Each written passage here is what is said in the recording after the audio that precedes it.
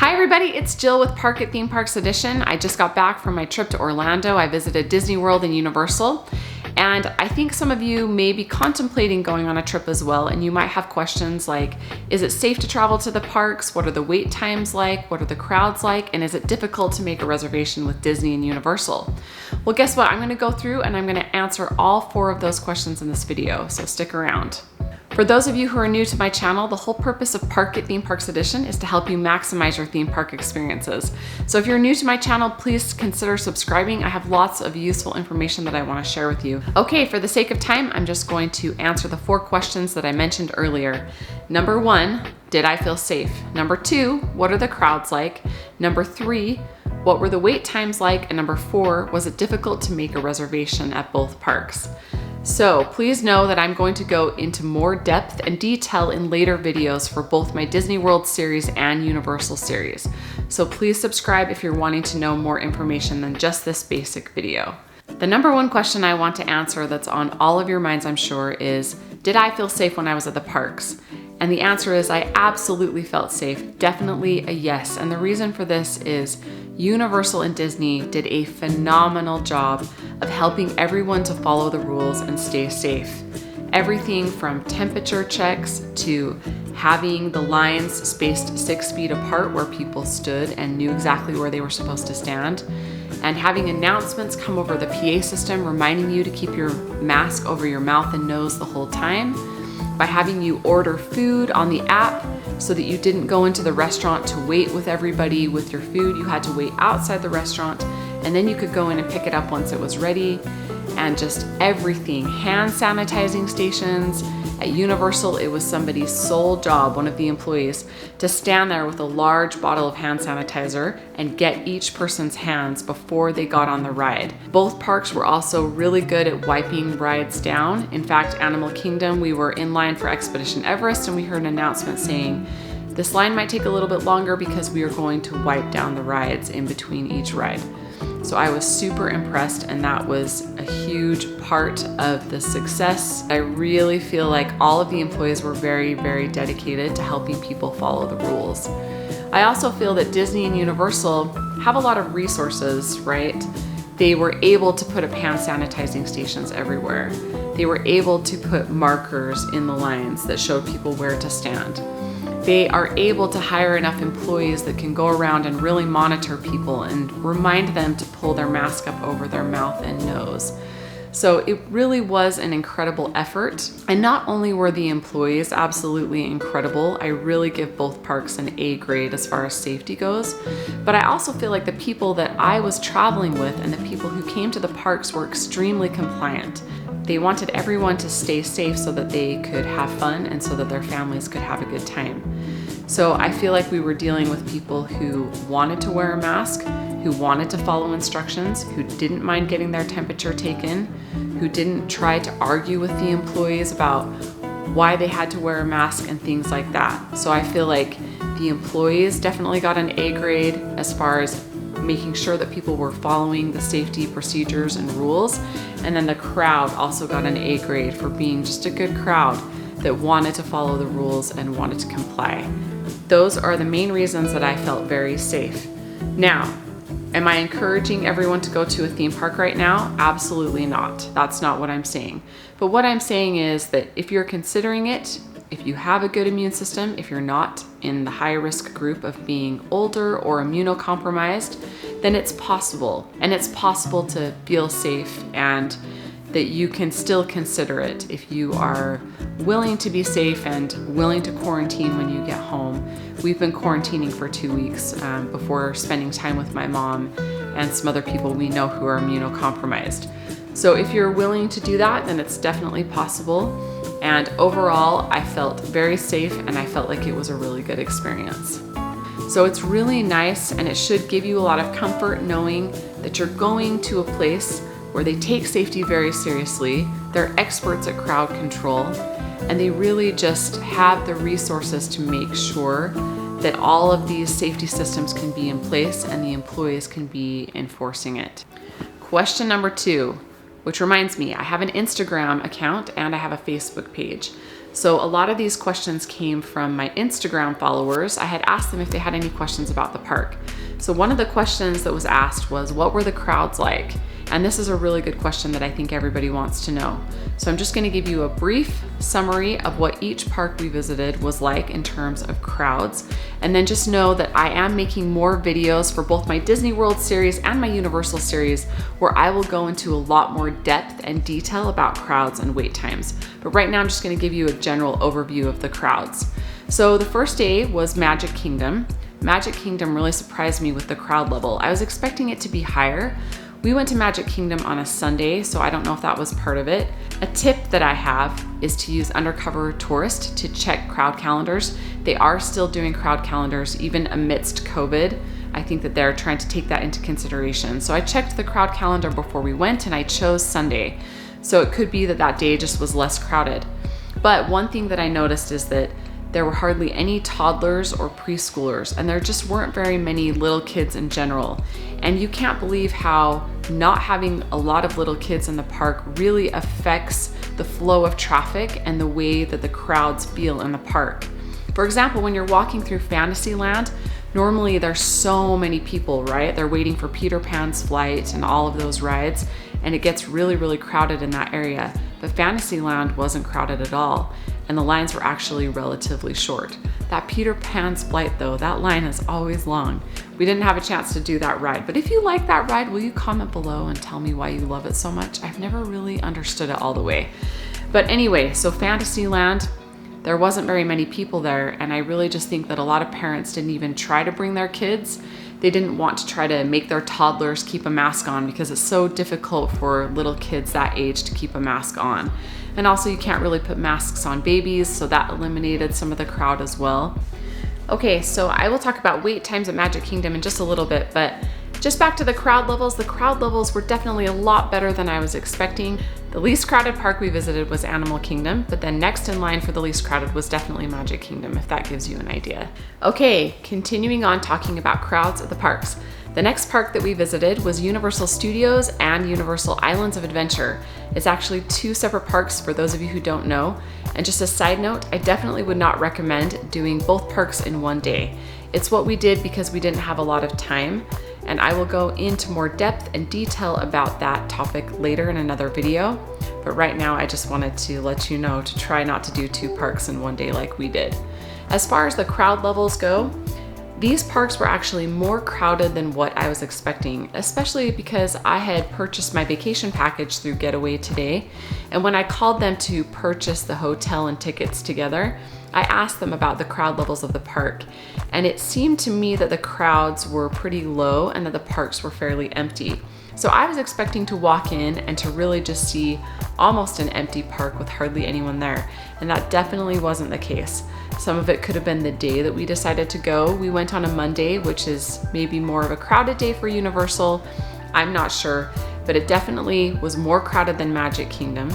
And it definitely attracts a different type of crowd too, because it attracts teenagers and people in their 20s who are already out and about a lot more than other groups of people during the pandemic. And they're also pretty good about wearing masks and stuff too, so you don't have the issues of little kids trying to keep masks on like you did with Magic Kingdom.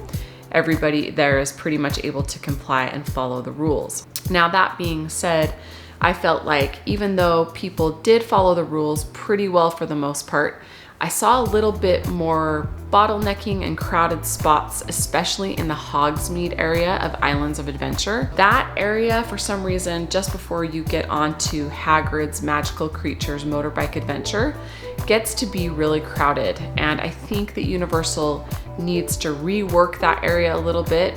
That was where I saw the most crowds happening because that ride is so new and everybody was trying to get on. Universal is not at full capacity right now, so it definitely felt less crowded in line. So I'll talk about that in a minute, but I'm just gonna keep going on talking about the parks and their crowd levels. The next park that we visited was Disney's Hollywood Studios. And this ended up being a really fantastic day. I can't wait to tell you all more about it in a future video where I'm going to do a full review of all of the parks that I went to. This one was probably one of my favorites. We had a great day. Please subscribe because I really want to tell you more about that, especially Galaxy's Edge and Rise of the Resistance, which I got to ride for the first time. Anyway, talking about crowd levels, the crowd levels at Hollywood Studios were very similar to the crowds at Universal Studios and Islands of Adventure. It also attracts a very similar age group, I feel. The attractions at Hollywood Studios, you don't have to be quite as tall for some of them, so it did attract a little bit of a younger audience. At Universal Studios, you have rides like Rip Ride Rocket, where you have to be taller than 48 inches to go on those rides. So you do get a little bit of a different crowd at Hollywood Studios. It's older kids, teenagers, 20-somethings who are all pretty good about keeping a mask on and following the rules. Again, Hollywood Studios was more crowded than I was expecting.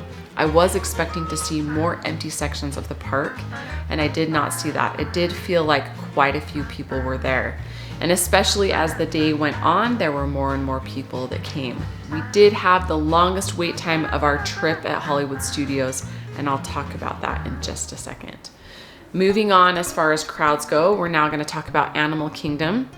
Animal Kingdom was the least crowded park that we visited the whole time we were there.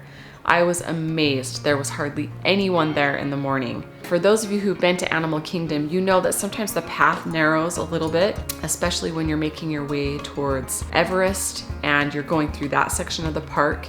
There's definitely times where the pathway narrows and you feel like there's a lot of people on the path with you. The pathways stayed clear almost the entire day, even as the day went on and more people came. I just was amazed at how few people there were. Now, some of this could have been because it was a Wednesday. I'm not sure if that played into it.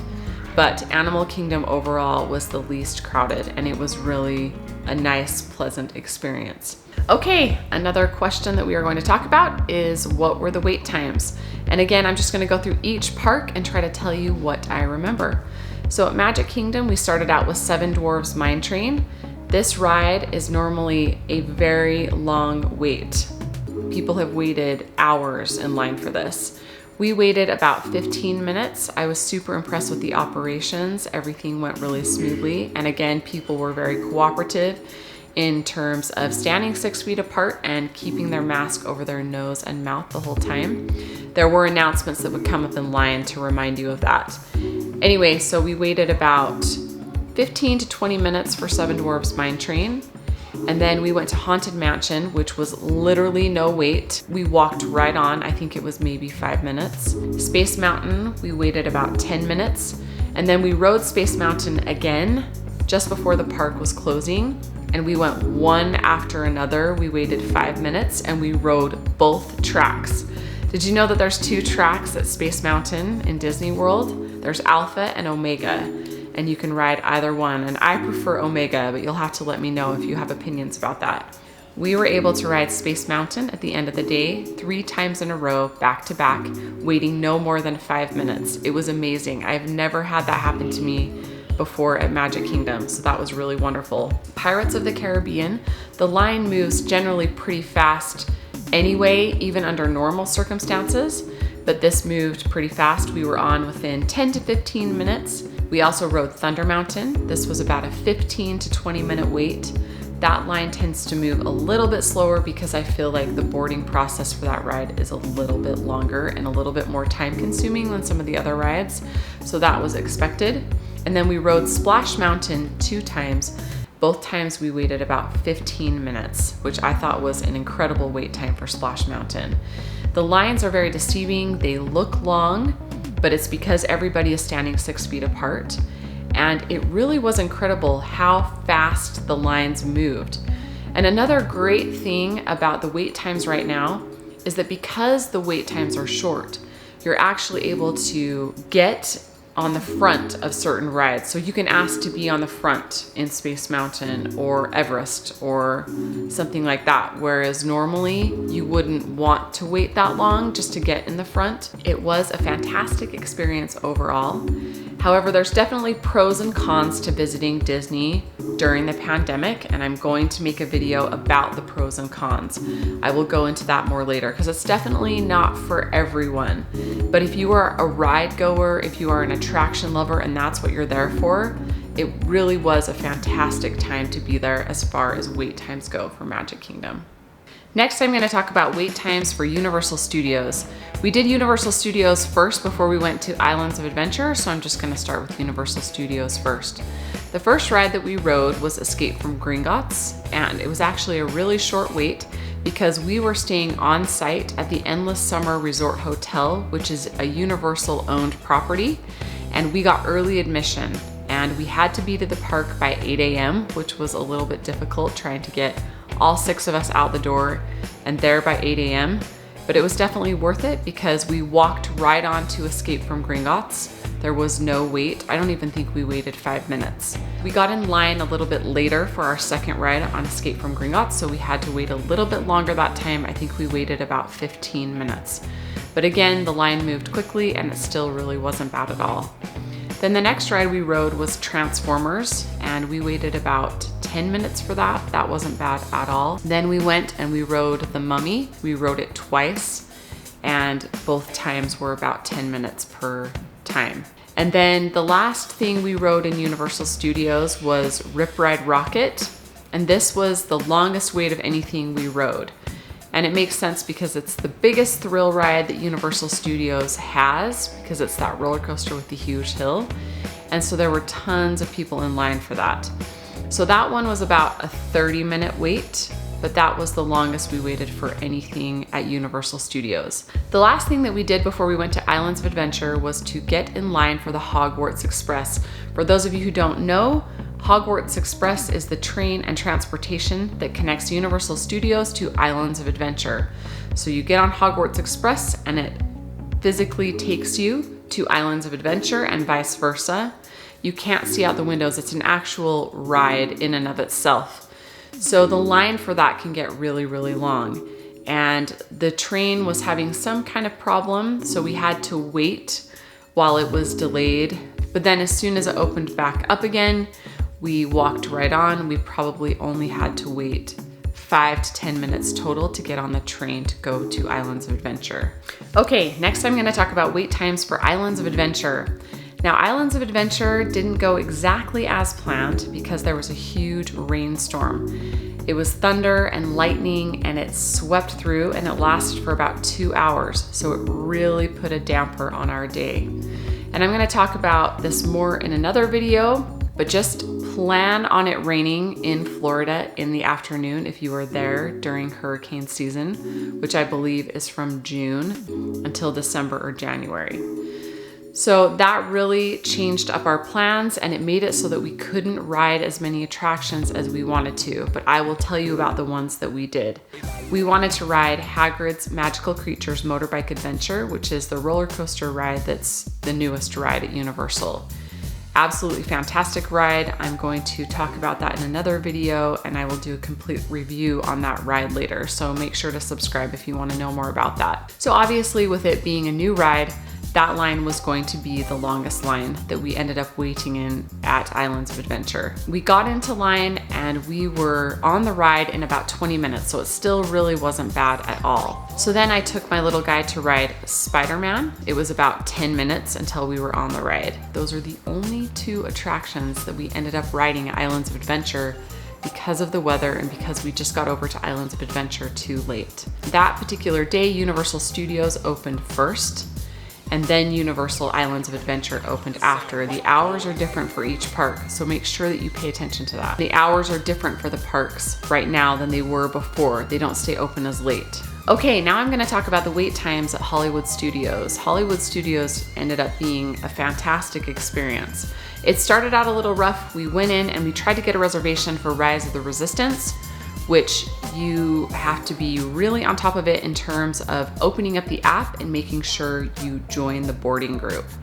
Rise of the Resistance is the new ride in Galaxy's Edge, which is in Star Wars land. We were not able to get into the boarding group for the 10 a.m. Rise of the Resistance, which I was really sad about. So what we did is we went to Toy Story Land first, and we got on Slinky Dog Dash, and that was a really short wait. I think we waited 10 minutes. It was probably less than 10 minutes, more like 7 or 8 minutes. And then right after that, we did Toy Story Mania, which is the fun ride where you get to shoot at things. It's kind of like a video game. And that one we waited about 10, maybe 15 minutes for that.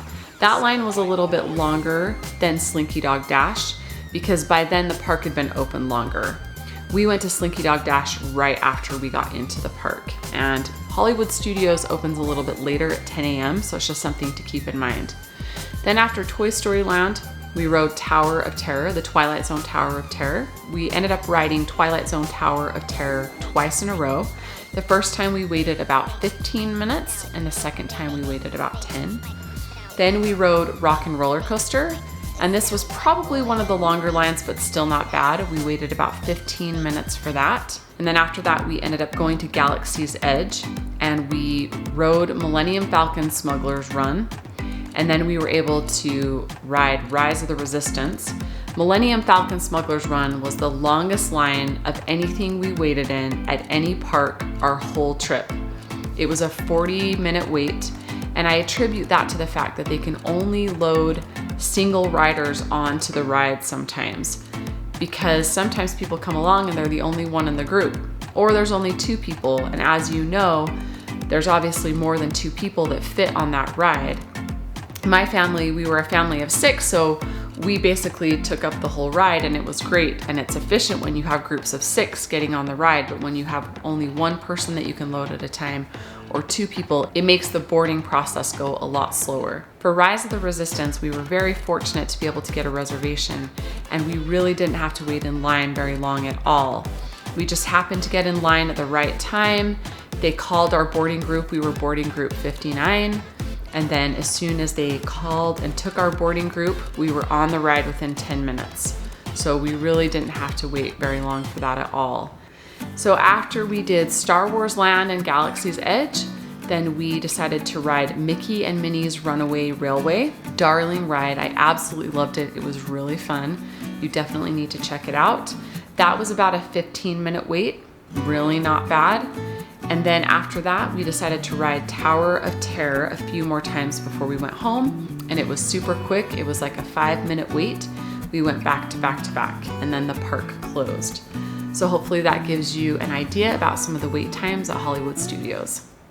Okay, now I'm gonna tell you about the wait times at Animal Kingdom.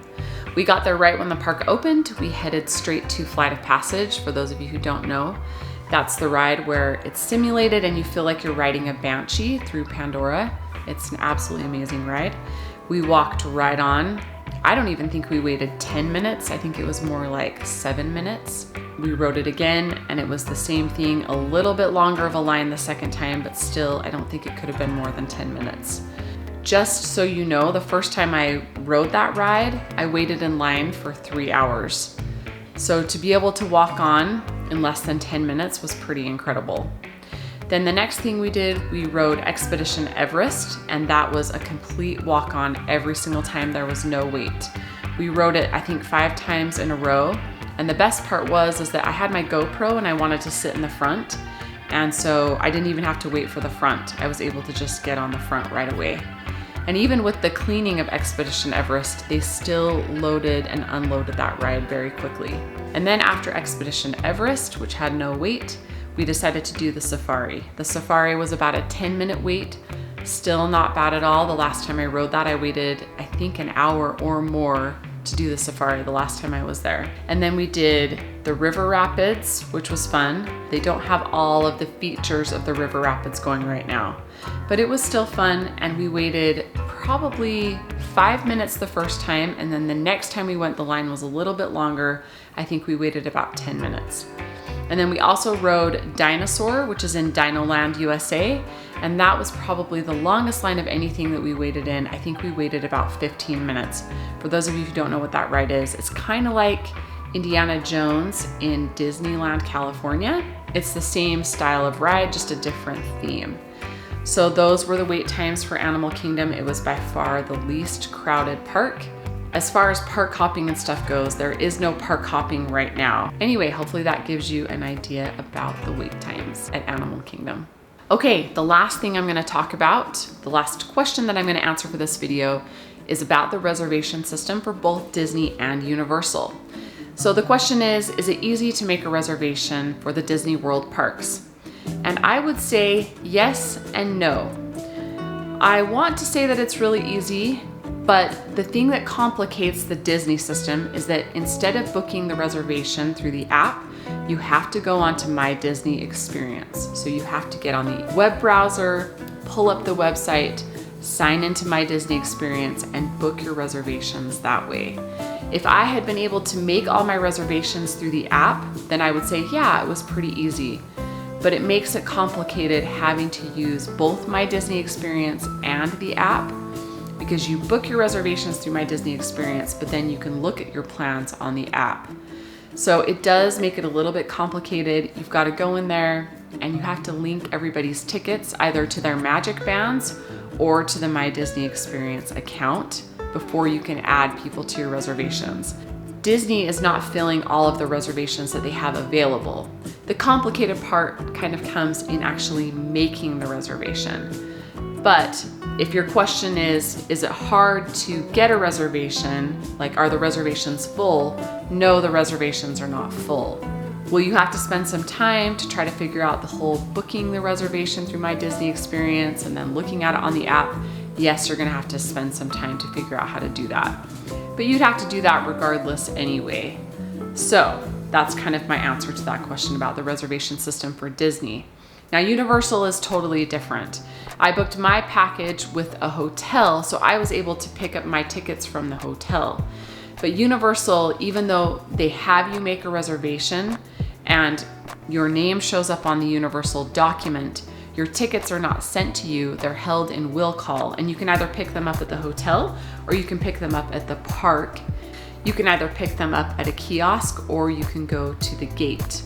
So we picked ours up at the hotel, which was super easy. They just looked us up, they printed them out. We got our temperature taken at the hotel, so we were able to bypass the temperature taking area when we got to Universal and just head straight through to the gate to show our tickets. So that was really, really nice and pretty easy, I would say. I actually think that the Universal system is less complicated than the Disney system in regards to reservations. However, I do like that your reservations with Disney feel a little bit more solid.